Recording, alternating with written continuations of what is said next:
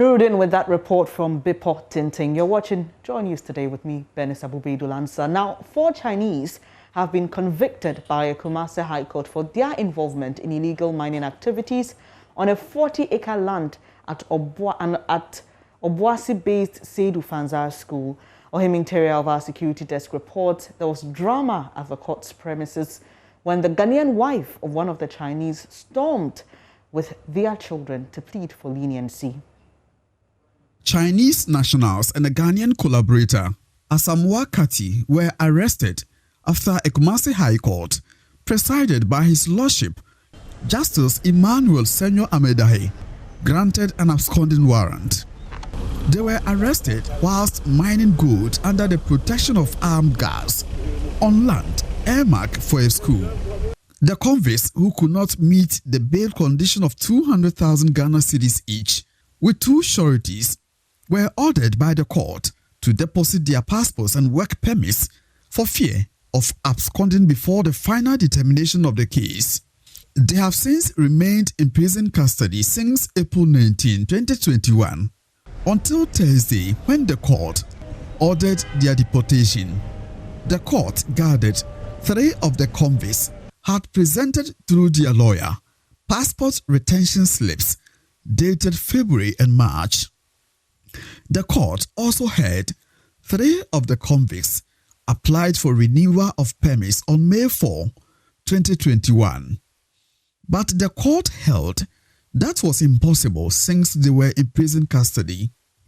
Presiding Judge, His Lordship Justice Amedahe, faulted officials at the Kumasi office of the Ghana Immigration Service for deliberately accepting applications of the convicts against their mandates. Such applications, according to the court, are only done at the national headquarters. He appealed to Interior Minister to reconsider the use of discretion by immigration officers to issue resident permits to foreigners who arrive in the country on sister-day visas. Among reliefs sought by the plaintiffs were declaration that the defendants' mining activities were illegal, damages for trespassing, and loss of the use of the land. They also sought special damages for destruction of foundation structures of development projects at a cost of 500,000 Ghana cedis. Lawyer for plaintiffs Hans Kojokodia tells Joy News his clients expected more from the court. Lands belonging to my clients at airport residential area, and those lands were earmarked for industrial and commercial developments.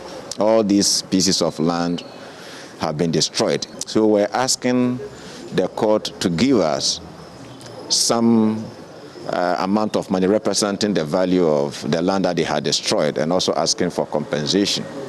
But as the court indicated, the interest of the state is paramount and is superior to that of an individual. Therefore, once they were not legally in the country, our interest against them will not be considered, above that of the country. So virtually we are getting nothing. But if it is the interest of the country, then once they are deported, everything comes to a halt. We've gotten nothing out of it. It's a disappointment though, but they say it is the interest of the state. Counsel for the Chinese nationals, Benjamin Ando, is also not satisfied with the ruling. He says he will confer with his clients for the next line of action. We are so dissatisfied with the ruling, but that is the ruling of the court. In fact, we are bound by it. For now, I'll have to talk to my clients, take further instructions from them so that we know the next step to take. As the convicts were being sent back to the Kumasi Central prisons, the Ghanaian mistress of one of the Chinese appeared at the premises with 3 children, including a 4-day-old baby. 27-year-old Rebecca Oforiwa, who has been married to Lan Han-son since 2018, wailed as she pleaded for leniency for her husband. She told Joy News deporting her husband could spare doom for her and the case. Papa ye nipa What minimum bush and on the remes so. My one and 4 days I could from Manti, Miss Ragana for why Papa on any papa in me. Mamma, no crime, may a day. You bear the Ghana for me, some Mokabi Mammy, Mokabi Mammy. Minimum, me papa should die.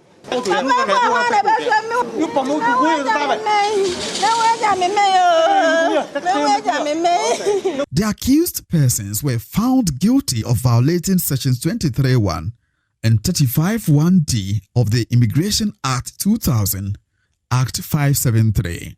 From Kumasi for Joy News, Ohimintiria reporting. Now, guess what? Only 13% of mineral royalty paid by mining companies is returned to the communities where mining actually takes place. Daryl Kwao is standing by with details of these in business coming up shortly. Please stay.